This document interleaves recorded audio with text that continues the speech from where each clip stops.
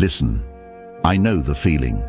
That moment when your chest tightens, your jaw locks, and before you even realize it, your words cut sharper than you intended. Or maybe your silence grows heavier than it should.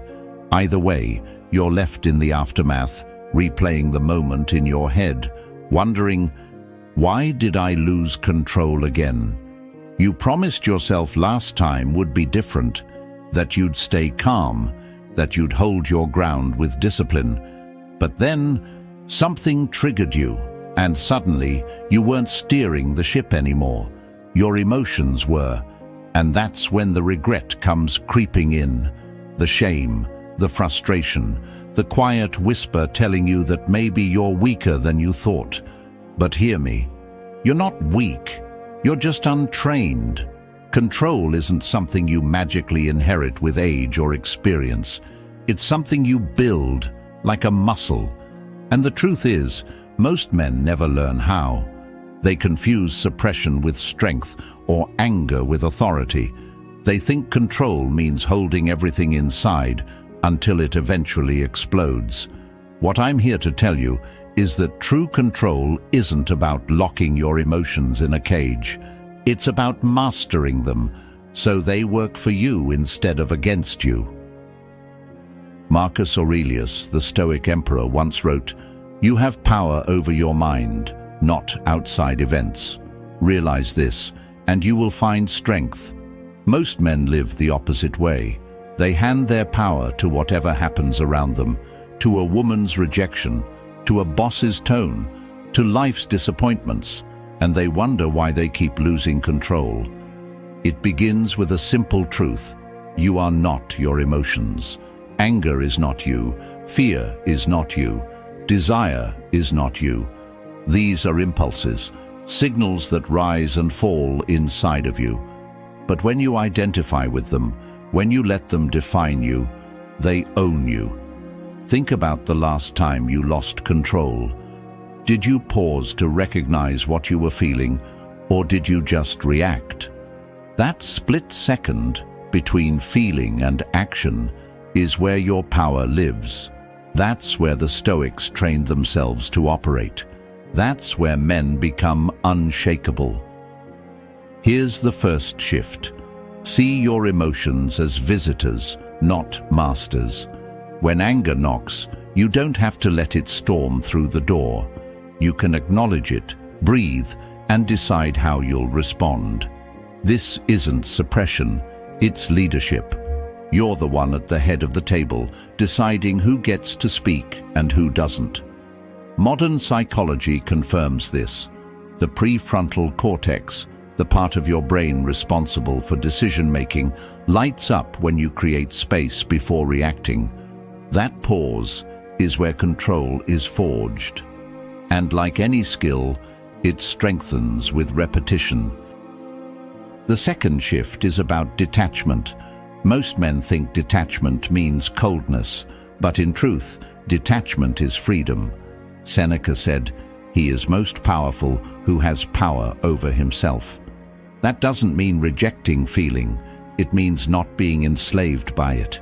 Detachment is the ability to experience the storm without being swept away. Imagine standing on a cliff above the ocean. The waves crash violently below, but you're still watching from above. That's detachment. You don't drown in the chaos. You observe it. You choose how to move. In practical terms, this means when your emotions rise, anger, jealousy, insecurity, you label them. You say, this is anger, this is fear, this is pride. By naming it, you create distance. And in that distance, you regain control. The third shift is discipline. No man gains mastery over himself without discipline, because control is not just tested in moments of crisis. It's built in the quiet, everyday choices you make. The man who cannot discipline his body, his sleep, his food, his desires, will not discipline his mind when it matters. Self-control is one fabric. Tug at one thread, and the rest unravels. So start small. Wake up when you say you will. Put the phone down when you promise yourself you will. Train when you don't feel like it. Each of these choices is a rehearsal for control, and when the real test comes, the heated argument, the tempting impulse, the crushing setback, you'll have the strength to stand firm. But there's another truth you need to hear. Sometimes losing control isn't about the moment. It's about the unresolved pain you carry. Many men erupt because they never faced what's festering inside. The unhealed wound, the buried resentment, the fear they refuse to admit. Control begins with honesty. Ask yourself, what am I really afraid of? What am I really running from? Because a man at war with himself will always lose control with others. So, how do you stop losing control? You practice, you breathe, you detach, you lead your emotions instead of serving them. You build discipline in the small things, so you're unshakable in the big things. You confront your pain, so it no longer blindsides you. And when you slip, as you will, you don't shame yourself. You learn, you adjust, you come back stronger. Remember, control isn't about perfection, it's about direction. Each day you choose whether you'll be led by chaos or by calm. And here's the paradox. When you finally stop chasing control and start embodying it, people around you feel it. They trust you more. Women respect you more. Men look to you for leadership. Because nothing is more magnetic than a man who cannot be shaken. That is what the Stoics called true strength. Not domination of others, but mastery of self. So let me leave you with this.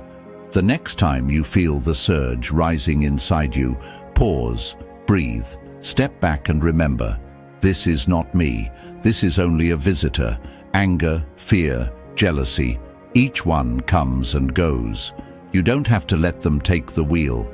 That single moment of awareness, choosing to observe instead of react, is where real strength lives. You may feel the fire, but you anchor yourself. You guide it instead of being consumed by it. That is leadership, not over others, but over yourself. Every time you choose calm over chaos, silence over reckless words, clarity over panic, you're reforging yourself. Bit by bit, you become someone different, someone unshakable. That is how you stop losing control. That is how you step into the man you were always meant to be.